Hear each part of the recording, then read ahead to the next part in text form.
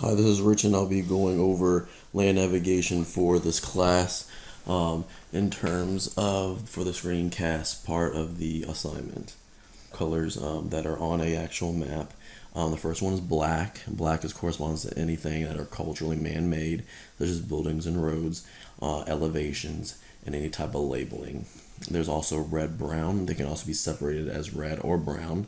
They're combined to identify cultural features, or relief features, elevations, contour lines, and at night doing night ops, there's a red light map that will allow you to look at various relief features as well. Blue identifies hydrography or water features such as lakes, swamps, rivers, and drainage. Green identifies vegetation with military significance such as woods, orchids, or vineyards.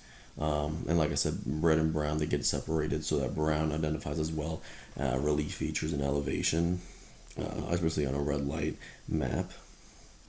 Red classifies cultural features such as populated areas, main roads, boundaries, especially on older maps. And then sometimes there's other colors which may be used to show specific information regarding the mission objective.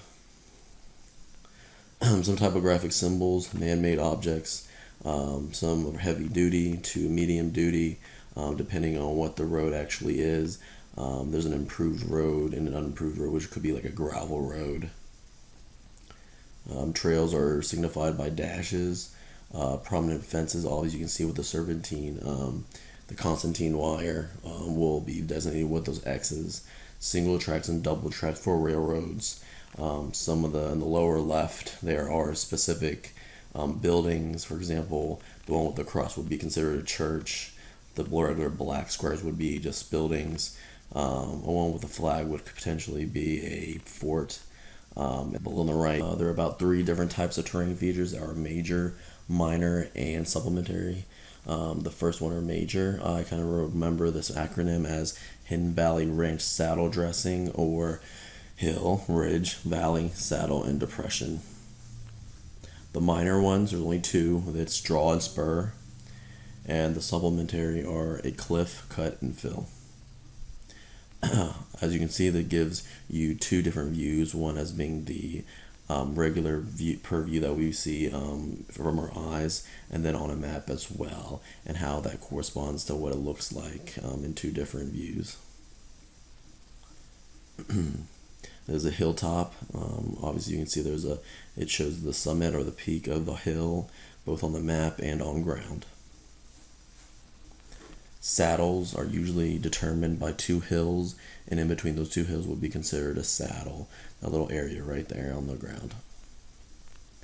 On the ground, for a valley, valleys are really similar to saddles. However, valleys are a little bit wider.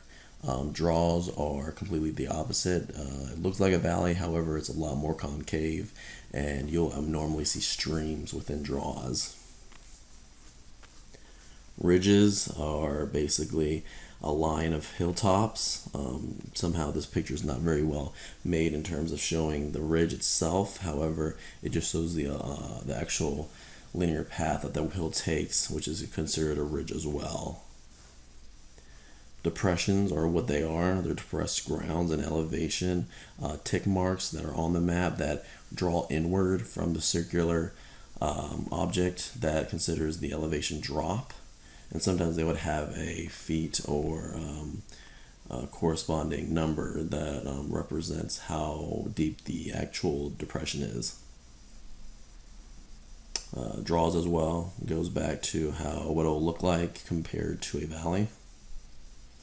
Spurs are basically the opposite of a draw. You'll usually see them as more prominent pieces on a hilltop that kind of strut out a little bit. And the dashed lines basically represent that ridge that I was talking about earlier. A cliff looks similar to a depression, however, it's just on one side, and the tick marks do show that drop in elevation. And that is the end of my presentation.